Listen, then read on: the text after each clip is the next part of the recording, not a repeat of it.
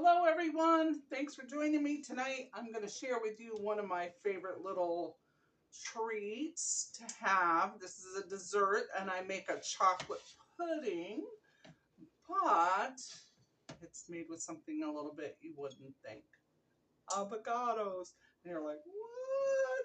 Let me tell you, you don't even know. And those that are skeptical, let's give it a try. So I've cut 2 avocados. Now, generally, this is enough for 2 servings, 3 maybe, depending on how big the. Yeah, let's not do that. Let's not hurt myself on camera.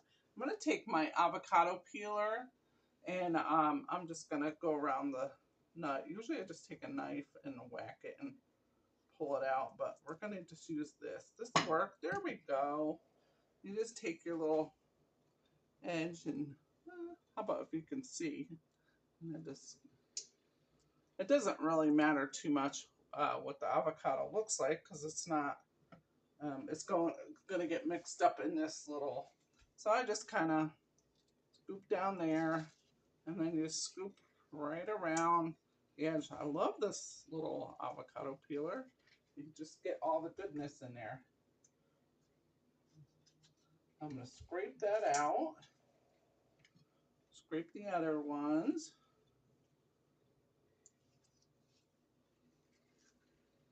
And just chop it up a little bit so it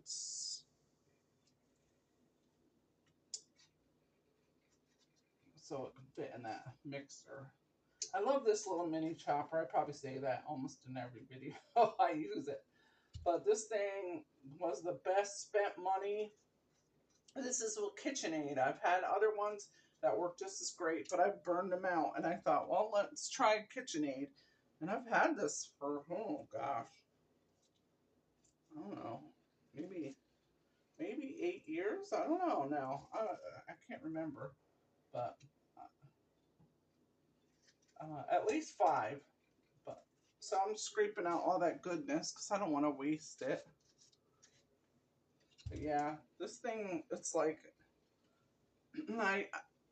I mostly don't have the patience for chopping up things individually. I mean, when I'm chopping up my onions, I love this thing because you don't have, you're not crying as you're cutting up onions. Of course, I know there's tricks to that, but I don't know if it's running the onion under cold water. I forget, or how sharp your knife is. But anyway, so then I just put that in there. Give me a second. Go wash my hands. They're goobered. And I've done this a couple different ways. Sometimes I'll chop this up a little bit before I put all the other ingredients. I'll do that today. And it doesn't have to be perfectly. Take my little spatula, push it down a little bit.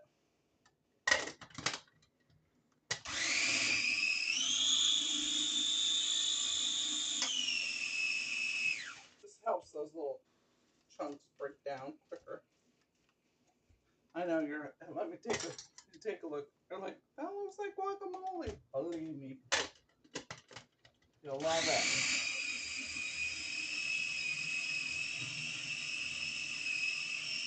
All right, and then let me show you what some of the ingredients are, okay? So here I have a 1/4 cup of baking cocoa. I got a pinch of salt in there. But let me show you what I use. Most of the time I use this organic baking cocoa. I've used cow, I think that's how you say it. But I like this a little bit better. So yeah. And I think I've gotten that at bargain grocery outlet. Yeah. So and then the next thing I have is I have about half date syrup and half blue agave. I'll show you those containers there. But yeah, so I use a little bit of the organic blue agave and this date syrup. I use that for a lot of my desserts and different things like that. So, and then I'll use, generally, I think I use like a half a cup of milk. I put a little bit, I put a whole cup in here because I was first thinking, oh, I'm going to do 3 avocados. So I have it for, a few nights. But then I was like, well, I only had 1 avocado left. And I was like, I may need that for something else. So, but yeah, so just going to go ahead and dump it in there. It'll be so simple. And you can eat it right away. I like to chill it. I like it chilled first. And then I'm going to take my maple syrup. You can adjust if that's too sweet for you. I feel like I'll go and use the whole thing. Even though I'm not doing 3. That's what I don't think I usually put that much for 2. We'll see. It might be overly sweet this time. I was thinking I was going to do 3, but maybe I'll have to give it a taste and change it. Nice, great video, huh? But this is what I do. So, and then I take a little bit of vanilla. And you don't want to put too much extract because the alcohol in it, I can do something funky, but I've got a little bit of vanilla. And I'm going to use about a half a teaspoon. And then I use different flavors. Sometimes I'll do mint. Sometimes I'll do orange or raspberry. And but today I'm going to do a little coffee, chocolate, right? It's going to be like mocha. So I'm going to use a whole teaspoon of that. Coffee liqueur. Oh, it was a little bit more. Didn't mean to do that. Yeah, just some coffee liqueur. And then I'm going to use about a half a cup of the milk to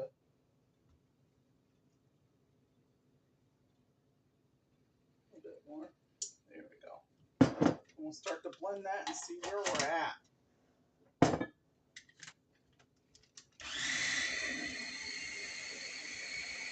So it takes a few minutes to blend it, and then one of the things that I do is sometimes I'll use this for chocolate cream pie.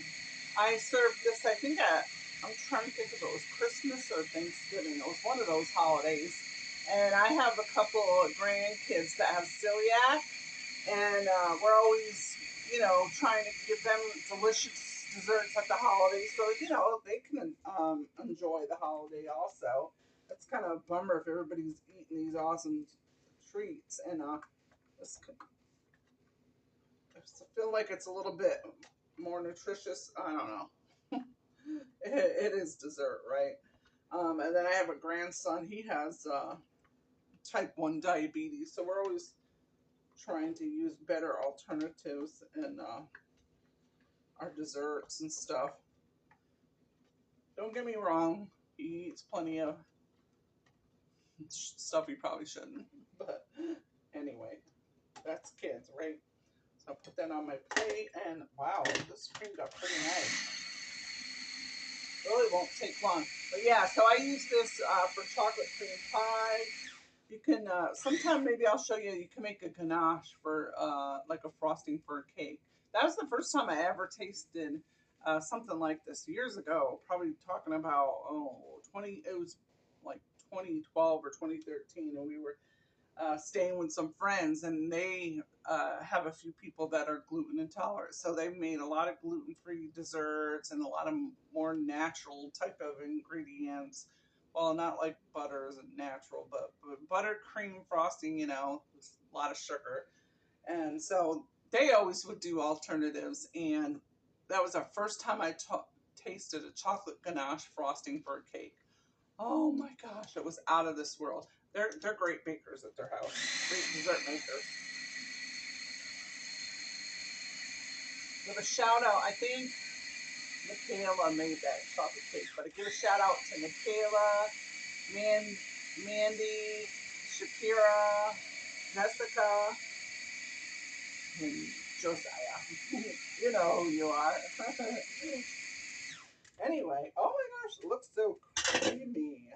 Oh my gosh, let's give it a little taste. Let me get a spoon, because I was going to use 3 avocados. I used a little more sweetener, but it's probably going to be fine. Doesn't my look creamy, doll?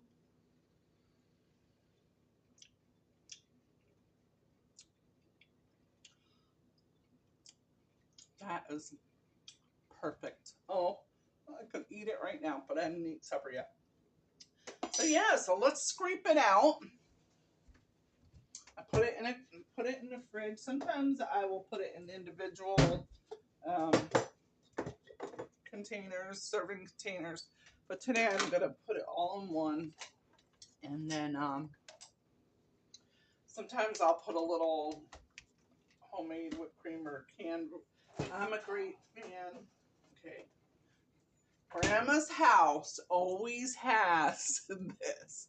This is a staple. This is a condiment of Grandma's house always, right? I have a friend that she's a grandma too, and she says, yeah, they always have to have the, and she says, you know, she's taught the kids to do something naughty, you know, where you squeeze it in your mouth. I can't quite do that. I don't want to teach my grandkids that, but yeah, grandmas always have to have this. So if you're a grandma, you go right out to the store and get that. But yeah, so we use that on, you know, our coffee, our hot cocoa, our chocolate pudding, ice cream. It's yummy. Just need it. Well, some people have to be hogs about it. I shall be nameless. I have a certain child. He's a male child. I won't say his name. But we always tease him. We're like, do you want a little pumpkin pie with your whipped cream instead of whipped cream with the pumpkin pie? Because when he gets done with the whipped cream, look at that. You don't see the pie. So when it's the holidays, I gotta get 2 cans of that stuff. We like to have fun. I bet you do too.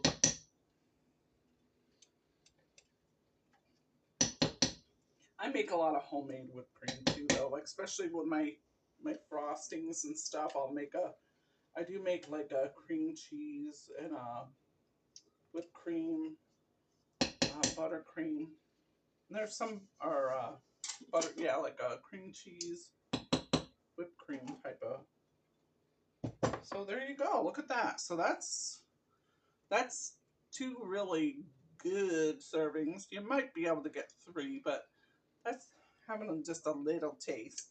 So yeah, just put that in the fridge and there you go. You got a great weeknight dessert. I like to chill it at least an hour, but it's probably not going to get eaten for a few hours. So I thought I'd have the time and I make that up for you. And then the best part afterwards is to clean up. Oh, that's so good. I hope you give it a try. Well, thanks for joining me today, and I will see you next time. If you want to see more videos like this, let me know. And if there's some kind of dessert or dish you'd like me to try, I will give it a whirl. Put it in the comments, and we'll see you next time. Bye.